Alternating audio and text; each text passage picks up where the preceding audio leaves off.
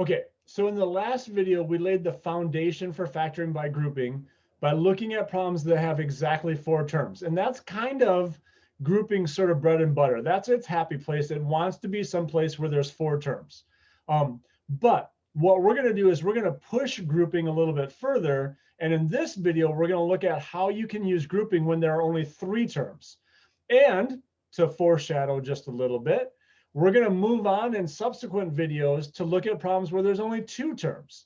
So grouping actually turns out to be a very versatile method. And that's the reason why we've landed on this as being the primary way that we teach multiplication and factoring, is because distribution works in so many different situations for multiplying, and grouping works in so many situations for factoring, and the two talk to one another as far as confirming about how they should work. And so that's kind of what we're going to look at in this video, is how do I take a grouping method that's designed for 4 terms and push it into something that works with 3 terms? And to answer that question, we're going to begin by looking at the opposite. We're going to look at a multiplication problem where the final answer turns out to have exactly 3 terms. So with all of that said, let's take a look at our one and only learning objective, and then we'll get started. So the learning objective in this video is to be able to factor a polynomial that has 3 terms using grouping. That's our only learning objective. And realize that this is an application type objective. Your goal is to be able to factor, not necessarily to explain why the steps work the way they work. Okay. Now, as a quick review, in the last video, we learned 3 steps to use grouping when there are 4 terms. But you'll notice in this video, I've relabeled it. Instead of steps for grouping when there are 4 terms, I've renamed this the foundational steps for grouping. And the reason I've named it that is because this basic process of splitting something up into 2 groups, finding the greatest common factor of each group, and then going from there, that's what makes grouping grouping. And so all of the different things that we're going to do with grouping over the course of the next couple of videos will all use these 3 steps. That's why I call it foundational. This is the foundation. This is the basis of what we're going to do. But in this video, we're going to have to add some information at the beginning. We're going to have to add some preliminary steps, because initially we're only going to have 3 terms to start with. And so we're going to have to do a little bit of math magic right here in the middle to create an extra term. And I'll explain how that works in a second. All right. Now, as I said, what I want to do to explain why we have to come up with an extra term, or how we're going to come up with an extra term, is I want to start by looking at a multiplication problem. Hopefully at this point, you're starting to get the feel for the way double distribution and grouping work together to undo one another. So if I was to multiply these 2 things together, if that was my task, then the first thing we would do using the double distribution method is take that whole unit from the front and distribute it as a solid piece to the 2 terms in the parentheses. When I do that, I'll end up with that, whoops, that's a 5x plus 1. I'll end up with that thing from the front times an x, plus sign in the middle, and then that thing from the front times a 5. Okay, so that would be my first distribute. Then I'm going to come along and take these terms, maybe I should say these factors, and distribute those. Okay, so that becomes my second distribute. That's why we call it double distribution. So x times 5x, that's going to give me a 5x squared. X times 1, that gives me 1x. I'm going to leave the 1 as a ninja. Plus in the middle, 5 times 5x is 25, and 5 times 1 is 5. Now I have a final step on this problem that I didn't have in the last video. I have like terms right here that I need to combine together. And so when I combine those like terms together, I'm going to end up with a total of 26 x's, right? That ninja 1 plus 25, that gives me 26 x's altogether. The 5 at the end is still there, and the 5x squared at the beginning is still there. And so there's my answer. Okay, so that's the process of multiplying. First, I did my double distribution. And then I had to combine like terms. And that got me to my final answer, which was a polynomial. Okay, so I started with factors and I ended up with a polynomial by doing those two things. Okay, now what we're going to do when we factor is we're going to reverse that process, right? So now we're going to start down here with the polynomial. The first thing we're going to have to figure out how to do is uncombine these like terms.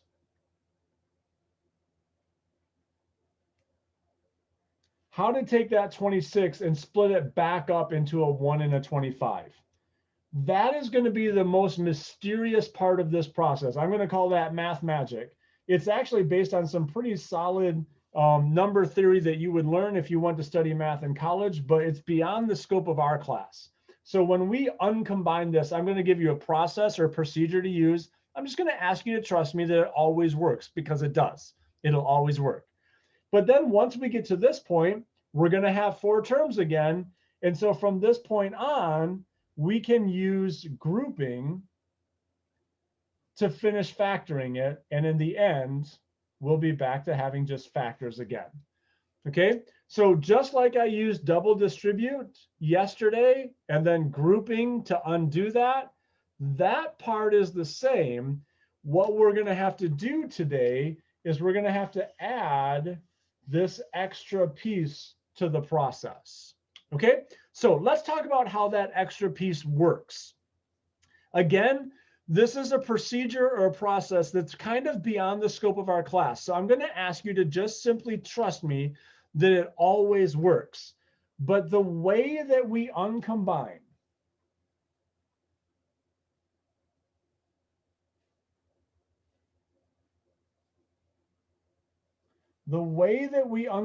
those like terms is through a process that's well, it's not immediately obvious. First of all, we're going to start by working with the two things that are not combined together. We're going to take this thing, which remember was called the leading coefficient, and we're going to take this thing, which remember we called the constant. And the first thing we're going to do is we're going to multiply those together. So step number 1 is multiply the leading coefficient and the constant together. So we're going to multiply the leading coefficient and the constant together. So in this case, what that's going to give me is a 5 times 5, which is 25. So that's our first step. Okay. Again, you might be thinking, why on earth would I use those? That's something, if you really, really want to know, we can talk about it. But that's not something that you'll need to know for our class. Okay. So we're going to multiply those together. Now, the next step is we're going to find all the factor pairs of 25.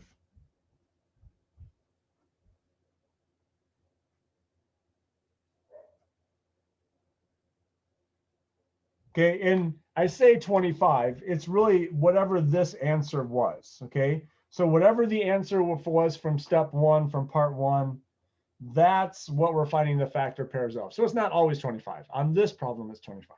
All right, so what are the factor pairs of 25? Well, the factor pairs are 1 times 25 and 5 times 5. That's it. Those are my factor pairs. Okay, now step 3 is where the magic happens. The way we're going to break apart that middle term, the things that had been combined, okay? Now, this is a lot easier to show than to say. So I'm going to ask you maybe put down your pencil for a minute and just watch what I'm going to do. In the problem that I'm working with, remember, this is going to be the starting point of our problem. We're going to start with a polynomial. We're working our way up, okay? So we're starting with a polynomial. What I need to do is I'm going to need to pick the pair of numbers from this list. So I'm either going to pick 1 and 25, that's a pair, or I'm going to pick 5 and 5, that's a pair. I'm going to pick the pair of numbers from the list that does this thing right here. So that's a plus sign. So I'm going to pick the pair of numbers that add to equal this thing right here. So in this case, the pair of numbers that add up to equal 26. So from my list here, which numbers add up to equal 26? Well, that would be these two numbers right here, 1 plus 25. Okay, now on this problem, everything is a plus sign. So what I'm about to tell you doesn't matter on this problem. But when we move into more complicated problems, this is going to become important. When I pick the pair of numbers that I'm going to use, I ignore all the signs other than this one. That's the only sign I look at. If it's a plus sign, I'm looking for the things that add. If this was a minus sign, I'm looking for the things that subtract. Everything else, I just treat it like it's positive. Okay, so what did I just say that we're going to do? We're going to pick the factor pair that either add or subtract, plus or minus, depending on what's in that problem, to equal the middle term. Okay, so how do we know if it's add or subtract? How do we know which one to do?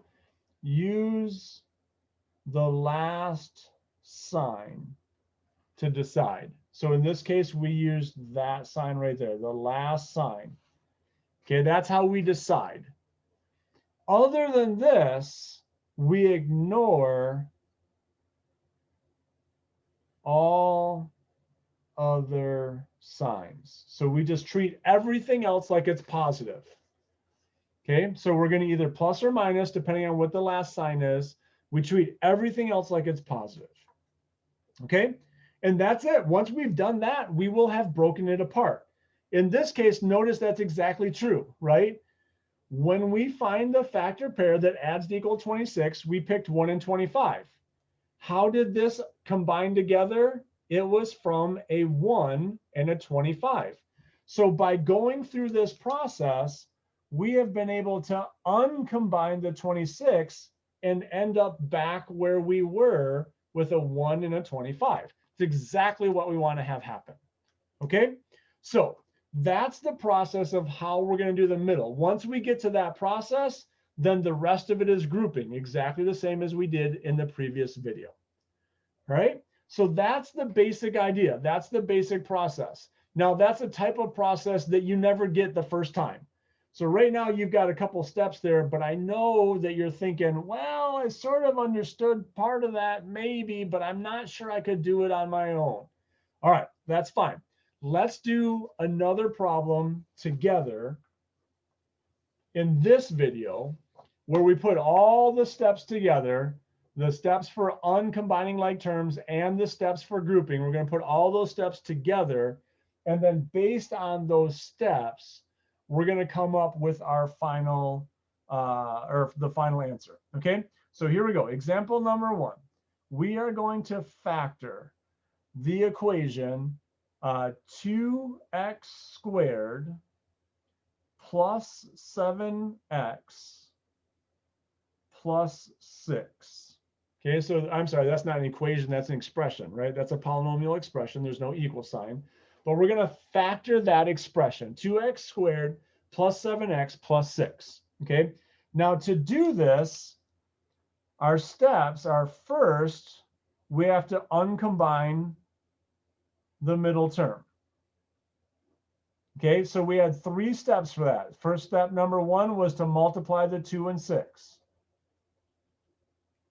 Okay, so off to the side, I'm just doing this on scratch paper. Off to the side, I do 2 times 6. That's equal to 12. Okay, after we multiply that together, the next thing we did was we found all the factor pairs of that answer. So the factor pairs of 12 are 1 times 12, 2 times 6, and 3 times 4. Those are our factor pairs. Okay, so that was the next thing. And then finally, we pick the 2 that do this sign to equal that number. Okay, so I'm just going to put 2 over here. Pick one pair. Okay, that's probably the better way to say it. Pick one pair. Okay, pick one pair, and we want the pair that add, because that's the last sign, to equal 7. We ignore all the other signs. We pretend everything is positive. In this case, they are. But we just look at the last sign, and we want it to equal this number right here. So what is the pair of numbers that add to equal 7? Well, that would be 3 and 4. So now we're going to uncombine the 7. We're going to uncombine the 7, and we're going to rewrite that 7 as a 3x plus a 4x. Okay. As a side note, it does not matter what order you write those in. As long as, you know, if you're working with positive numbers commute. When you add them, it doesn't matter. Okay, so if you wrote it a 4x plus 3x, that wouldn't matter. It would just make our work look a little different. We'd end up with the same answer. All right, now the 6 is still here, and there's still a plus sign. The 2x is still there. This 3x had to be positive, so it has a plus sign. And now I have something that has 4 terms. So now I'm ready to do my grouping. Okay, and remember, grouping also had 3 steps. The first thing I did was I split it into 2 groups. Okay, so here's one group, and here's my other group. I've got a plus sign in the middle. That's what I want. Then I did the greatest common factor from each group individually. So in my first group right here, greatest common factor is an x, right? 2 and 3 don't have anything in common. So it's just an x. And then I end up with a 2x plus 3 would have been in the thing that was in the parentheses that I distributed to. Got my plus sign in the middle. Now here I can take advantage of the hint we talked about in the last video. I know the thing in parentheses has to match. So this has to be a 2x plus 3. That's what it has to be. So what number went in front? Well, whatever that number was, when I multiplied it by 3, I got 6. So it must have been a 2. And if I do 2 times 2x, do I get 4x? Yep, I do. So that's the right number. That's what I want there. Okay. Then we finish grouping with the super GCF, right? Super greatest common factor.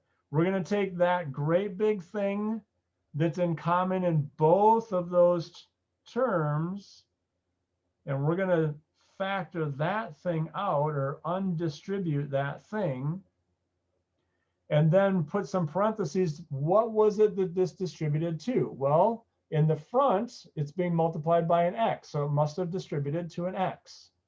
Then there's a plus sign, and then this thing is being multiplied by a 2, so it must have distributed to a 2, and there's my answer. Now I'm done. Okay, so this is our basic process to use grouping to factor something that has 3 terms. Now, there are 2 final comments I want to make, and I know this video is starting to get a little long.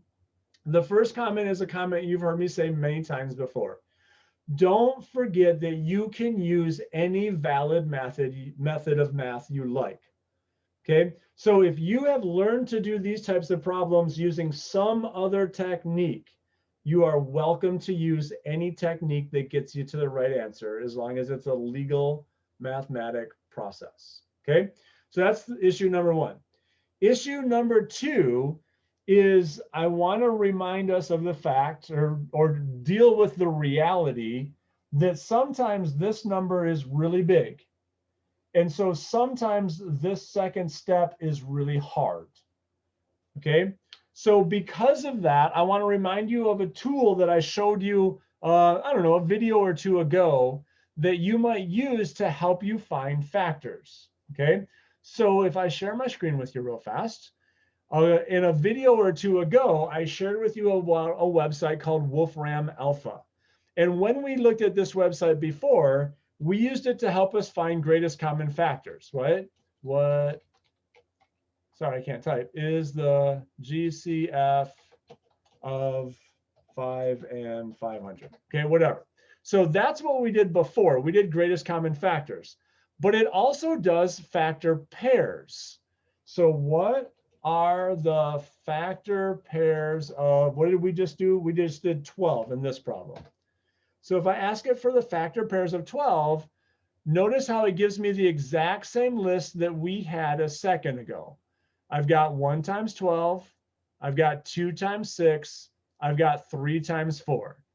And so I just picked the one pair that works. So if we end up with a problem that has a really ugly number in the middle, I don't know, and we have to find the factor pairs of that great big ugly number that's way past our times tables that we've learned, I can type that into Wolfram Alpha, just ask it what the factor pairs are, and it gives me all of my factor pairs. In this case, there would be 12 of them.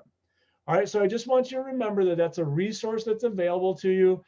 There's a link to Wolfram Alpha in our Canvas site, or you can just type in wolframalpha.com. This is, and it'll get you here. And then just ask the question, what are the factor pairs of blankety blank number? And then you can use this as a tool. All right, I hope that this has been helpful for you.